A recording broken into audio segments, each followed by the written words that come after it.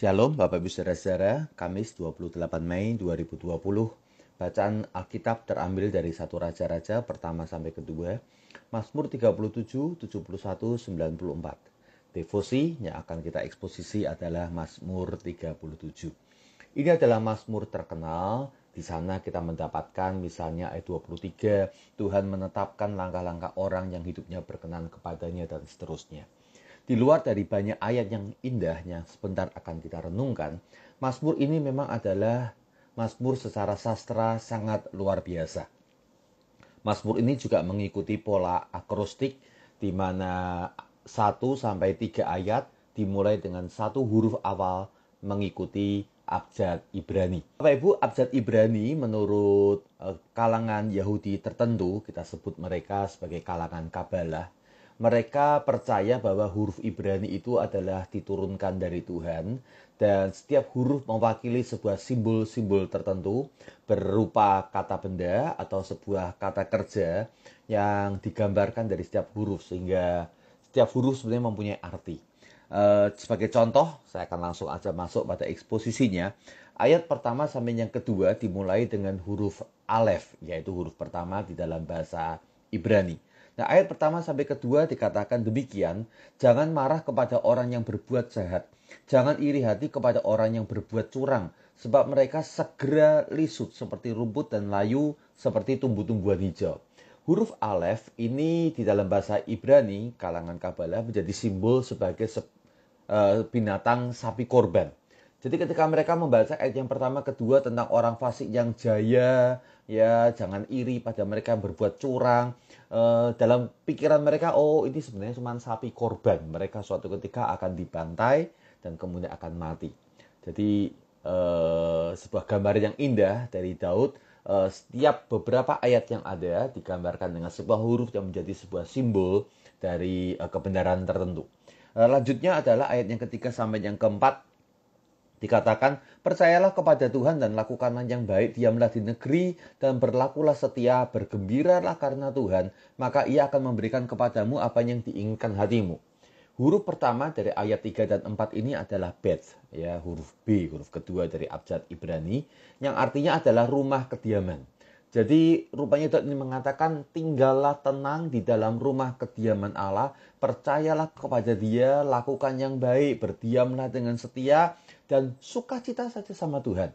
Di rumah kediaman Tuhan, maka apa yang kita harapkan akan diberikan. Tidak dengan cara-cara fasik seperti ayat yang pertama sama yang kedua, tapi Tuhan yang akan memberikannya.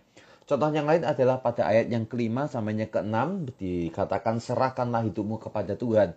Percayalah kepadanya dan ia akan bertindak. Ia akan memunculkan kebenaranmu seperti terang dan hakmu seperti siang. Ini adalah huruf ketiga, gamel atau gimel, yang menjadi sebuah gambaran adalah sebuah onta atau sebuah perubahan. Jadi di dalam bagian yang ketiga ini Daud ingin mengatakan bahwa Tuhan yang akan membuat perubahan, Tuhan yang akan bertindak, Tuhan yang akan memunculkan hak kita seperti terang. Asal kita percaya sama Tuhan, serahkan hidup kita kepada Tuhan, kita nggak bertindak, Tuhan yang akan bertindak untuk membela kita. Ayat yang ketujuh ini adalah sebuah ayat yang dimulai dengan huruf Dalet, artinya adalah pintu gerbang. Nah, untuk menggambarkan ini, maka ayat yang ketujuh dikatakan, berdiam dirilah di hadapan Tuhan dan nantikanlah Dia, jangan marah kepada orang yang berhasil dalam hidupnya karena orang yang melakukan tipu daya. Digambarkan seperti orang yang ada di pintu gerbang dan dia sedang menunggu melihat akan apa yang terjadi. Dan dikatakan nantikanlah Tuhan, ya, dan jangan marah pada orang berhasil dalam hidupnya melalui tipu daya. Berdiam diri pada Tuhan seperti di pintu gerbang untuk melihat akan tindakan Tuhan selanjutnya. Demikian Anda bisa melihat di dalam slide yang telah saya siapkan. Saya akan masuk pada beberapa ayat yang penting saja. Saya akan langsung loncat pada ayat yang ke-16 sampai 17. Dikatakan lebih baik yang sedikit daripada orang benar, daripada yang berlimpah-limpah pada orang fasik. Sebab lengan orang-orang fasik dipatahkan, tetapi Tuhan menopang orang yang benar. Ayat ini dimulai dengan huruf Tet yang artinya adalah simbol ular atau berguling. Rupanya pada bagian ini Daud ingin menekankan bahwa menjadi orang benar mungkin hasil yang dicapainya tidak lebih banyak daripada orang fasik.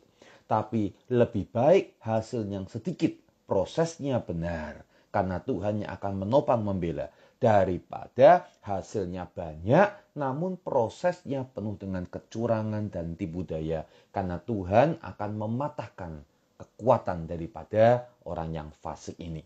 Jadi bisa diputar balikkan untuk berguling. Saudara, ayat berikutnya yang ingin saya kupas adalah ayat 23 sampai 24. Tuhan menetapkan langkah-langkah orang yang hidupnya berkenan kepadanya apabila ia jatuh. Tidaklah sampai tergeletak sebab Tuhan menopang tangannya. Menggunakan awal huruf atau abjad mem yang artinya adalah gelombang atau air atau banjir. Jadi rupanya Daud ingin menggambarkan ketika di tengah-tengah situasi yang bergelombang, yang tidak jelas, yang penuh dengan ketidakpastian, Tuhan yang akan menetapkan langkah-langkah orang yang hidupnya berkenan. Maka percayalah, berkenan kepada Tuhan, hidup mereka akan menjadi lebih terjaga dan terjamin. Bahkan kalaupun jatuh di tengah-tengah gelombang kehidupan, tidak akan tergeletak karena Tuhan yang akan menopang tangannya. Anda bisa membaca bagian-bagian berikutnya sesuai dengan slide yang saya berikan. Cuman yang menarik adalah ayat 29 dan 30. Ya, seharusnya ada satu huruf di dalam abjad Yunani, yaitu huruf ayin. Tapi rupanya dikosongkan. Ya, Daud tidak menuliskan apa-apa di sana. Ayin itu simbol dari mata atau visi atau cara pandang. Rupanya Daud ingin mengatakan cara pandang kita itu harus benar. Ya, kalau kita memandang dengan cara yang salah, dengan mata jasmani kita, lalu kita memandang orang duniawi, lalu iri dengan mereka, maka akhirnya akan membawa kita pada pencobaan. Tutup mata kita, seolah-olah semacam itu ya. Tutup mata kita ketika melihat akan situasi yang ada. Tetaplah fokus mata kita kepada Tuhan. Tetaplah fokus pada jalan-jalannya Tuhan. Tutup mata kalau kita menjadi iri dengan keberhasilan orang-orang fasik yang walaupun sementara tapi kadang-kadang memang mengganggu akan kita. Saya ingin tutup saja saudara dengan sebuah kesimpulan. Menjadi orang benar kadang memang melelahkan. Mengikut jalan Tuhan nampaknya merugikan atau minimal nampaknya tidak menguntungkan. Berdiam diri sementara ditekan orang fasik kadang membuat kita bertanya, Tuhan, di manakah engkau? Namun Mazmur 37 meneguhkan Anda dan saya untuk tetap pada tracknya Tuhan, tetap pada jalannya Tuhan, dan jangan pernah pindah jalur ikut pada jalannya orang fasik. Ayat 5 sampai 6 dan ayat yang keempat 34 dikatakan sekali lagi, percayalah Tuhan, nantikanlah Dia dan Ia akan bertindak. Ia akan memunculkan kebenaranmu seperti terang dan hakmu seperti siang. Nantikanlah Tuhan dan tetap ikutilah jalannya. Saudara, jalan menuju surga dan neraka itu tidak selalu berlawanan arah. Jalan itu kadang-kadang kelihatannya paralel. Seorang penulis pada abad yang ke-17, John Bunyan, satu kali dia menuliskan sebuah kisah tentang perjalanan sang musafir yang ingin berangkat dari kota kebinasaan menuju kepada kota surgawi.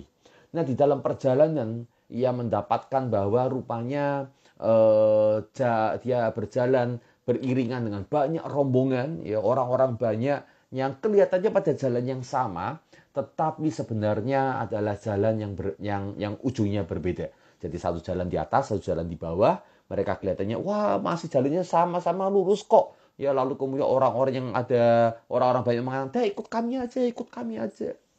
Apalagi saudara-saudara si musafir ini berjumpa dengan si bijak duniawi. Ya, digambarkan pada kisah ini yang memberikan nasihat-nasihat yang nampaknya benar.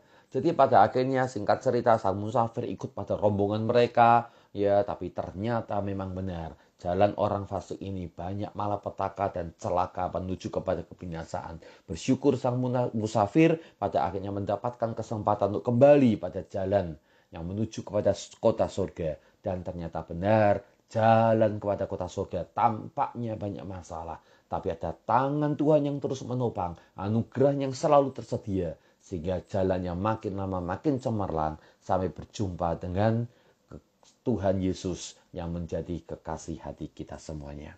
Maka Bapak Ibu Saudara, tetaplah setia untuk menjadi orang benar. Kita berdoa.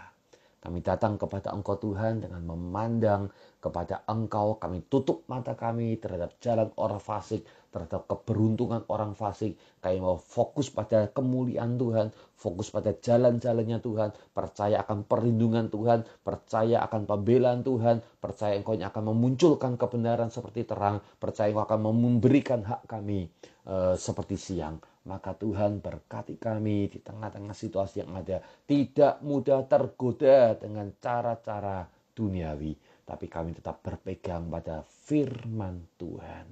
Itu doa kami ya Bapa. Ya Roh Kudus, kuatkan kami terus menerus. Amin.